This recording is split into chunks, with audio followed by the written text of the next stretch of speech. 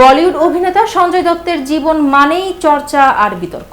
মাদক জেল জীবন থেকে জঙ্গিযোগ সবই আছে তার জীবনে।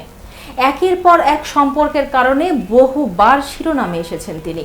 অবশেষে 2008 সালে মান্যতাকে বিয়ে করে সংসারে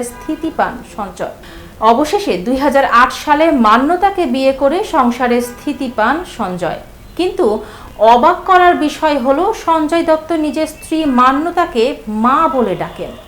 সম্প্রতি স্ত্রীর জন্মদিনে সোশ্যাল মিডিয়ায় এক পোস্টে সঞ্জয় লেখেন, শুভ জন্মদিন মা, তুমিই আমার শক্তি, তুমিই আমার পরামর্শদাতা, তুমিই আমার জীবনের স্তম্ভ।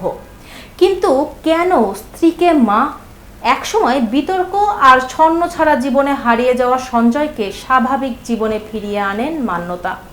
ক্যান্সারের মতো কঠিন সময়েও পাশে থেকেছেন তিনি। তাই সঞ্জয়ের কাছে মান্যতা শুধু স্ত্রী নন, মায়ের মতোই ভরসার আশ্রয়। প্রসঙ্গত, সঞ্জয়ের প্রথম স্ত্রী রিচা শর্মা মারা যান মস্তিষ্কের টিউমারে। সেই সংসারে ত্রিশলা নামের এক কন্যা রয়েছে। পরে রিয়া পিল্লাইকে বিয়ে করলেও সেই সম্পর্ক টেকে না।